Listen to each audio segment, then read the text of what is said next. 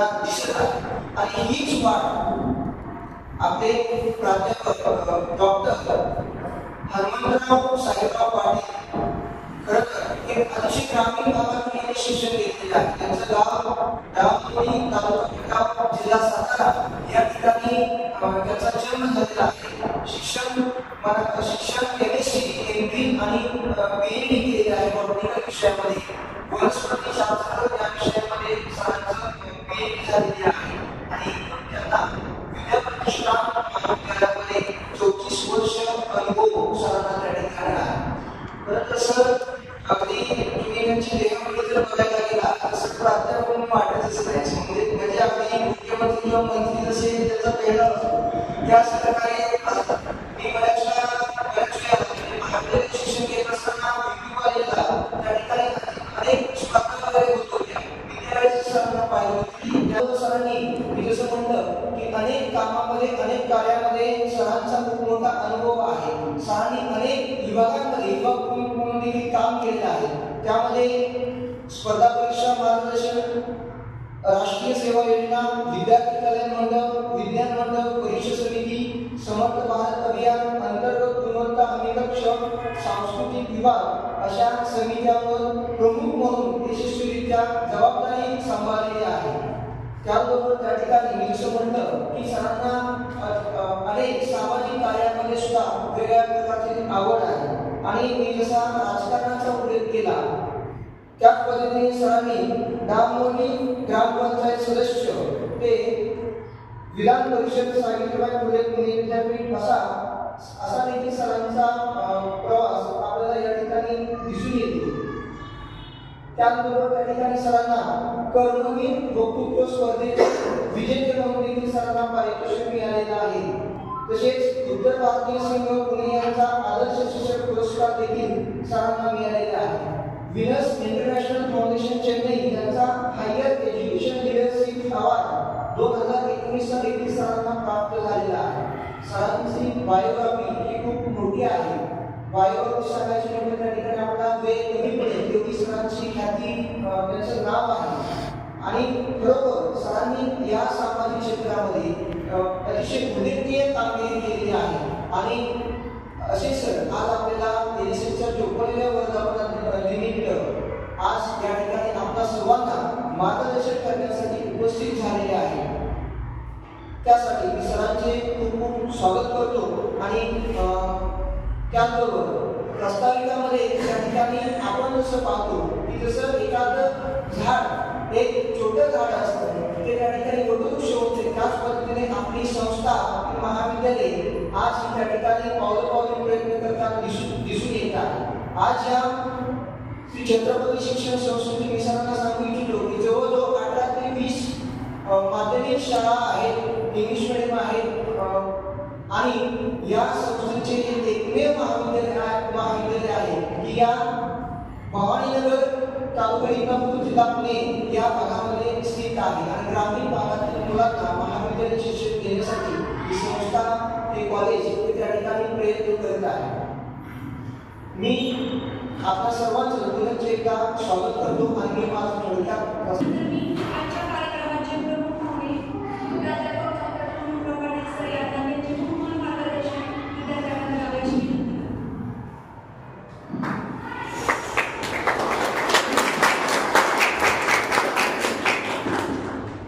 सगळ्यांना नमस्कार. श्री छत्रपती शिक्षण संस्थेचे श्री कलाभाऊ वाणिज्य महाविद्यालय भवानीनगर आज रोजी एनएसएस वर्धापन दिनानिमित्त आयोजित या कार्यक्रमासाठी उपस्थित असलेले महाविद्यालयाचे प्राचार्य माने देशमुख मॅडम, स्नेहल सूर्यवंशी यांनी माझी छान ओळख करून दिली. सर त्याचबरोबर एनएसएसचे विभाग प्रमुख चव्हाण सर, त्यानंतर खराडे, इतर सर्व सहकारी प्राध्यापक आणि यांचा आवर्जून उल्लेख करावा लागेल असे माझे मित्र. ते माझे विद्यार्थी आहेत पण ते माझ्या एकाही तासाला बसलेले नाही, त्यामुळे त्यांना विद्यार्थी म्हणत नाही. त्याचं कारण मी त्यांना शिकवायला नव्हतं, तेच माझ्या तासाला बसले. विशेष त्यांचा तो नव्हता. तरी सुद्धा एक विद्यार्थी म्हणून ज्यांनी माझ्यावर मित्र म्हणून प्रेम केलं ते आपल्या सर्वांचे स्नेही सुशील आनंदराव निंबाळकर. नाव बरोबर सांगितलं. वर्ग SYB त्यावेळी माझी त्यांची ओळख झाली 2 वर्ष.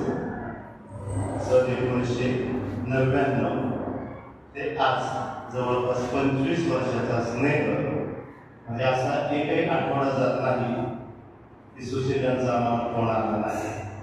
भवानी नगर आणि या संसद परिसरावर विशेष प्रेम माझे यासाठी बरेचसे इथले विद्यार्थी, सहकारी प्राध्यापक, पालक या निमित्ताने खूप जवळचे आहेत. म्हणजे तुमच्या भाषेमध्ये त्यांची एक गँग होती, पण गँग वारलेचं नाव लौकिक वाढवणारी गँग होता. गँग म्हटलं किंवा टोळी म्हणून भीती वाटते, पण ती टोळीच होती. खरं सांगितलं तर चालेल. आमचा NSSचा कॅम्प होता. कुणाचं नाव उल्लेख राहिला तर माझं नाव घेतलं नाही सरांनी वगैरे असं म्हणू नका, सगळ्यांचं नाव घेतो असं सांग. NSSचा कॅम्प होता जवळच्या 25 डिसेंबर 16 डिसेंबरला त्या कॅम्पची सुरुवात झाली होती. 25 डिसेंबरला सातारा संपत होता आणि सुशील निंबाळकर यांनी पहिली मागणी केली, सर मी चहा पीत नाही, इथं दुधाची व्यवस्था होती. जवळचे गाव आतासारखं नगरपालिकेमध्ये नव्हतं, अतिशय ग्रामीण भाग होता. आता ते ग्रामीण वाटत नाही, आता कुठलंच खेडेगाव ग्रामीण वाटणार असं झालं. त्यामुळे जवळचे म्हणून तिथे एका शेतकऱ्याला त्यांनी छानपैकी पटवलं आणि पहाटे 4:30-5च्या दरम्यान आणि त्या गावात अजूनही पण मला फार राजकारणाचं समजत नाही की 28-29 वर्ष थोडा वेळ सरपंच काही सदस्य वगैरे काम केलेलं आहे. त्याच्यानंतर 5 वेळा ग्रामपंचायत लढवलेली आहे. ग्रामपंचायतीची निवडणूक काय असते, तुम्ही ग्रामीण भागातली मुलं आहात, विधानसभा परवडली, लोकसभा तेवढं परवडली, पंचायत समितीला जर अजून जास्त घासाघीस करायला लागते आणि सगळ्यात जास्त घासाघीस असते ग्रामपंचायतीला. घरातली माणसं सुद्धा मत देतील याची खात्री नसते. अल्बर्ट आइन्स्टाईन, कुसुमाग्रज, इंदिरा गांधी, यशवंतराव चव्हाण, दया पवार, नासी फडके, श्री रामचंद्र संगीतकार होते. शांता शेळके, राज कपूर, अमिताभ बच्चन, आके लक्ष्मण, गुलजार, सुशील कुमार शिंदे, जयंत साळगावकर, चंद्रशेखर धर्माधिकारी, नरेंद्र जाधव, लक्ष्मण माने, किशोरी अमोलकर, व्ही शांताराम, डॉक्टर श्रीराम लागू, शिवशाहीर बाबासाहेब पुरंदरे, नेल्सन मंडेला, शाहरुख खान. चांगला माणूस, समवयस्क माणूस असल्यामुळे त्याचं मी जास्त कौतुक करतो. दादा कोळके, डॉक्टर अनिल अवचल, स्मिता पाटील, मारुती चित्रंपल्ली, केसरी पाटील आणि सचिन तेंडुलकर. ही कोण माणसं आहेत? त्यांच्या क्षेत्रात टॉपची माणसं आहेत. पण तुमच्या आमच्यासारख्या सामान्य विचार करणाऱ्या माणसाच्या दृष्टीनं ही त्यांच्या कुठल्या तरी एखाद्या टप्प्यावर नापास झालेली माणसं आहेत. सचिन तेंडुलकर बद्दल आपण बोलत होतो. 1988-89चा दौरा होता पाकिस्तानचा. त्यावेळेची पाकिस्तानचे खेळाडू होते इम्रान खान, वासिम अक्रम, आकिब जावेद आणि वकार युनुस. जगातली जी सगळ्यात खासकर जी चौकडी होती ती पाकिस्तानकडे होती. कसोटी होती. सचिन तेंडुलकरची पहिलीच कसोटी. पहिल्या डावात 26 धावा करून सचिन तेंडुलकर बाद झाला. तत्पूर्वी दुसऱ्याच ओव्हरला सचिन तेंडुलकर ज्यावेळी खेळायला आलेला होता त्याच्या नाकावर वारला. सचिन तेंडुलकरचं वय वर्ष होतं 16. नाक इथं तुटलं.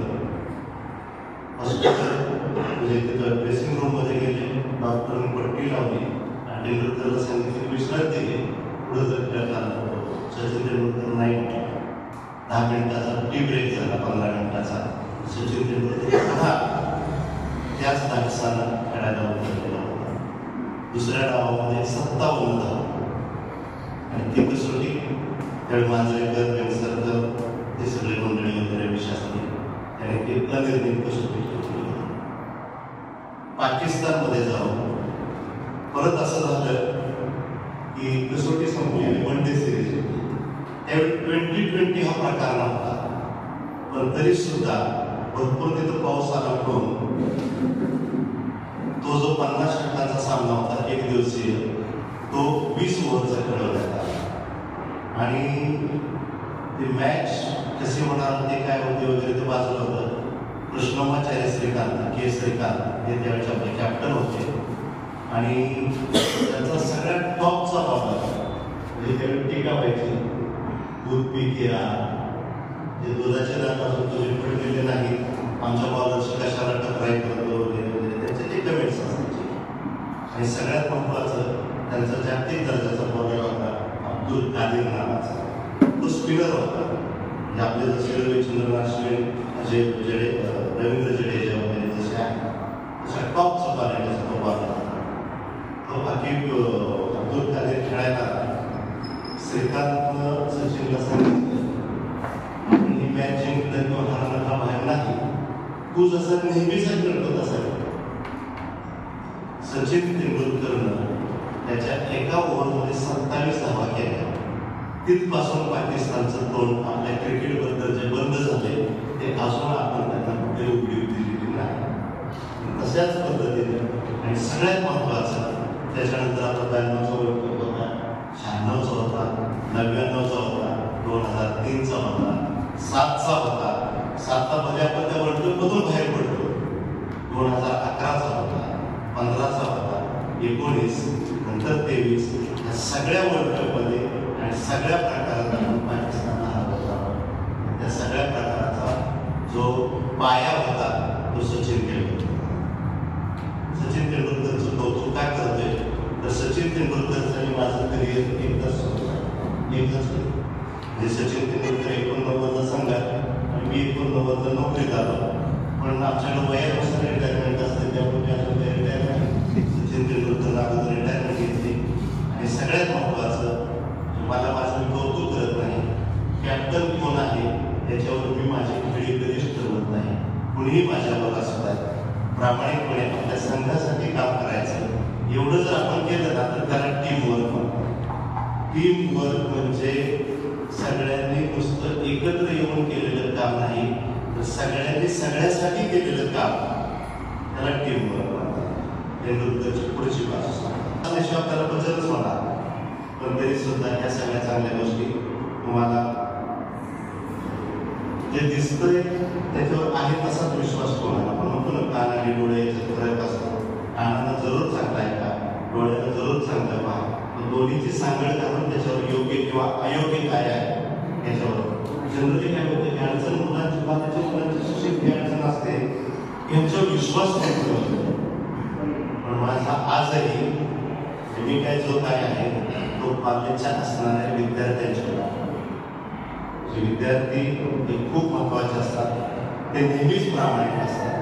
कदाचित त्यांच्याकडून एखादी गोष्ट चुकीची घडली तर त्याला तितकंच आम्ही पण जबाबदार आहोत हे मात्र मला सांगायला कुठेही कमी मला वाटत नाही किंवा वाईट वाटत नाही, कारण आमची सुद्धा नैतिक जबाबदारी तेवढीच आहे. खूप काही बोलण्यासारखं आहे, पण तरी सुद्धा मला इथं बोलवलेलं आहे जास्तीत जास्त चांगल्या योग्य त्या गोष्टी. आणि आता कुठली काल्पनिक मी काही सांगितलं